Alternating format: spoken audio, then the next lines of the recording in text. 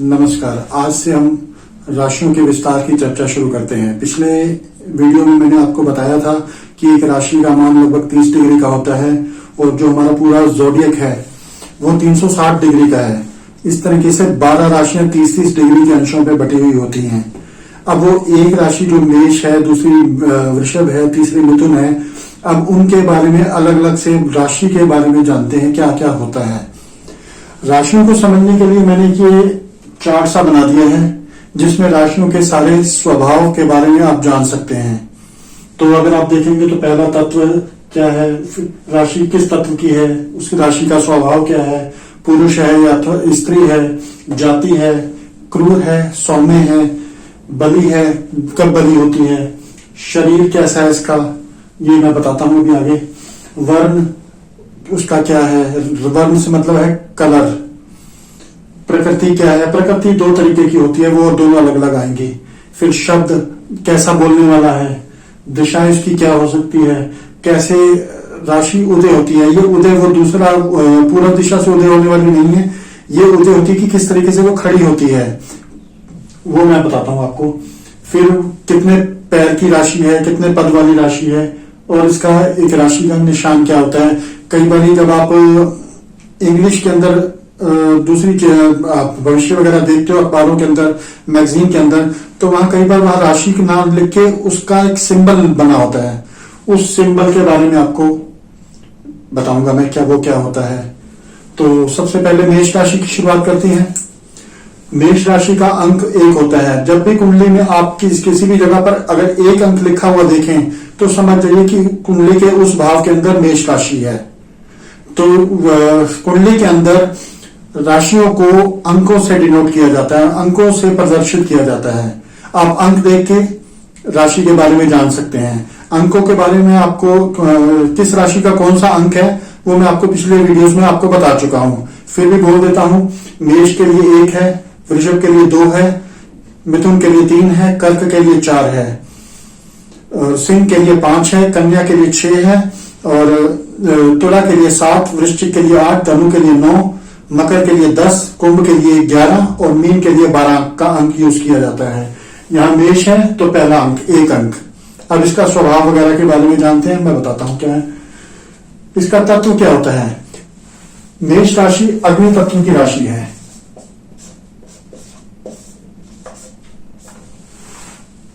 अग्नि का जो काम होता है, अग्नि से जो संबंधित काम होता है, वहां पे मेष राशि का प्रभुत्व आ जाएगा। वहां पे उसका प्रभाव अग्नि के ऊपर जब भी देखा जाएगा तो वो मेष राशि का प्रभाव होगा। इसका स्वभाव कैसा होता है। मेष का स्वभाव चर होता है। चर मतलब मूवेबल, चलने वाला। इसका इस्तेमाल कहां से होता है। जैसे मेष राशि का कोई जातक है तो वो चलने फिरने वाला काम ज्यादा पसंद कर लेंगे, उनको टिक के बैठना पसंद नहीं होगा, वो काम बदलना पसंद करेंगे। तो इस तरीके से मूवमेंट बनी रहती है, चर स्वभाव होता है इसका। ये फिर मेष राशि पुरुष है अथवा स्त्री है। मेष राशि को पुरुष संज्ञक राशि माना गया है। जाति, मेष क्षत्रिय वर्ण की जाति है। क्षत्रिय जाति के लोग मेष राशि के कहलाते हैं। मेष राशि क्रूर है या सौम्य है। मेष राशि क्रूर राशि होती है। स्वभाव इसका चर है। पुरुष, जाति क्षत्रिय, स्वभाव इसका क्रूर है, क्योंकि या तो मित्रता निभाते हैं और जब दुश्मनी निभाते हैं तो बहुत ज्यादा क्रूर हो जाते हैं। बली, ये दिन में बली होती है। इनका एग्रेशन, इनका जो बेचैनी है वो दिन के अंदर ज्यादा दिखती है बजाय कि वो रात में। शरीर, ये दृढ़ शरीर है। दृढ़ शरीर का मतलब कठोर शरीर, जो मतलब किसी भी आघात को सहन कर पाने की क्षमता इनके अंदर होती है। किसी भी तरीके का चोट लगे, कोई बीमारी आए तो ये तो शरीर इनका बहुत सख्त होता है। वर्ण, ये रक्त वर्ण राशि है। रक्त वर्ण मतलब काला, लाल रंग। इनका रक्त वर्ण है, लाल रंग होता है। इनकी प्रकृति उष्ण होती है, गर्म। अगर आप देखेंगे अग्नि तत्व है, क्षत्रिय वर्ण है, क्षत्रिय जाति है और उष्ण है, तो ये तीनों चीजें आपस में मिली हैं। अग्नि होगा तो उष्ण तो आएगा ही आएगा, क्षत्रिय है तो एग्रेशन तो आएगा ही आएगा। शब्द, अति शब्द,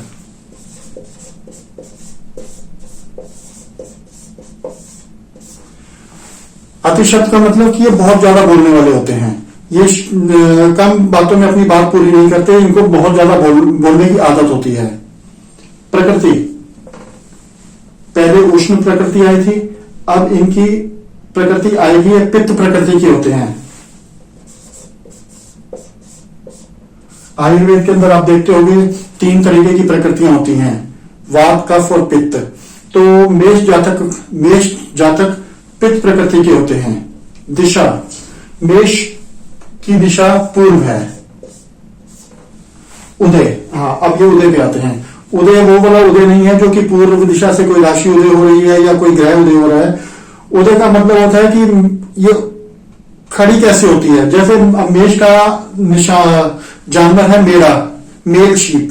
तो मेल शीप जब बैठी उठती है तो वो पहले पीछे वाला हिस्सा उठाती है, बाद में आगे वाला हिस्सा उठाती है, इसलिए इनको पृष्ठोदय कहा जाता है।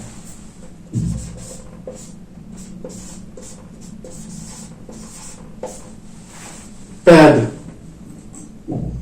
पाद, ये मेढ़ा है तो चतुष्पाद है, 4 पैर होते हैं जिसके।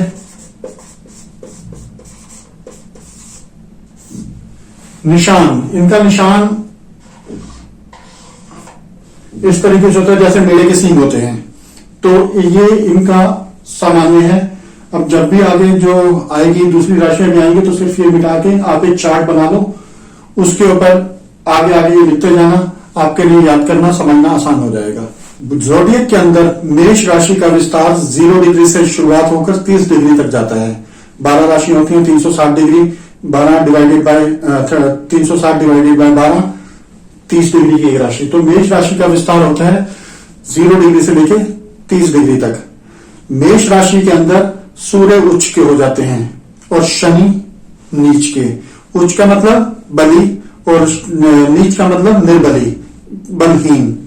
तो सूर्य उच्च के हो गए और शनि नीच के हो गए। मेष राशि का स्वामी ग्रह मंगल होता है। जैसे ज़ोडिएक के अंदर 360 डिग्री में जब 12 राशियों को डिवाइड करते हैं तो 60 डिग्री की आती है, 30 डिग्री की आती हैं।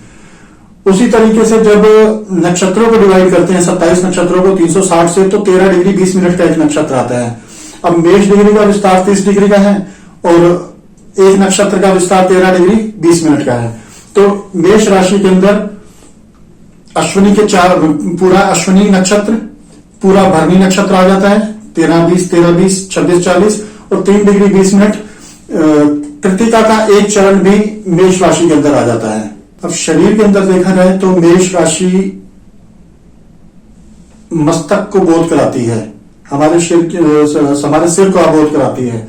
तो जब सिर कोई पीड़ा हो तो मेष राशि का पीड़ित होना जरूरी होता है, तभी आप सिर के अंदर पीड़ा आएगी। स्वभाव से ये साहसी होते हैं, क्योंकि मंगल का स्वभाव है साहस, तो वही मेष का स्वभाव हो जाता है। अभिमान, थोड़ा सा इनके अंदर अभिमान भी आ जाता है। मित्रता निभाने वाले होते हैं, जिससे मित्रता कर ली उससे मरते दम तक निभाएंगे। मेष राशि पाई कहा जाती है। जब ये मुंडान एस्ट्रोलॉजी करते हैं हम, तो वहां पर इसका जो स्थान माना गया है, जहां घास होती है पहाड़ों के ऊपर, वो वाली जगह, घास वाली जगह पहाड़ों के ऊपर, ये मेष राशि का स्थान है। झीलों के किनारे जहां वनस्पति होती है वहां पे मेष राशि पाई जाती है, क्योंकि मेढ़ा जो है इसका प्रतीक, वो पहाड़ों पर ही विचरण करना पसंद करता है। काल चक्र की दूसरी राशि है वृषभ।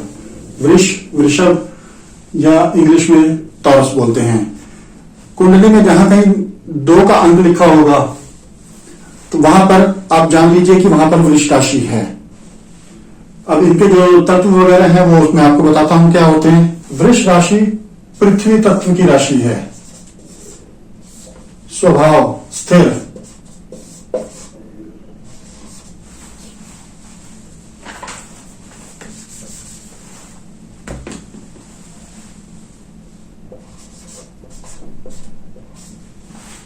पुरुष या स्त्री, स्त्री। जाति वैश्य, सौम्य, क्रूर या सौम्य में सौम्य। बलि रात्रि, शरीर दृढ़। वर्ण श्वेत,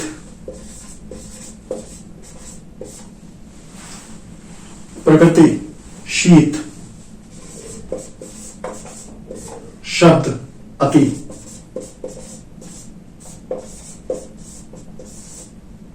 प्रकृति वात। दिशा दक्षिण। उदय पृष्ठोदय, उदय पृष्ठोदय। चतुष्पाद, निशान इसका होता है जैसे बैल का चेहरा और ऊपर दो सींग।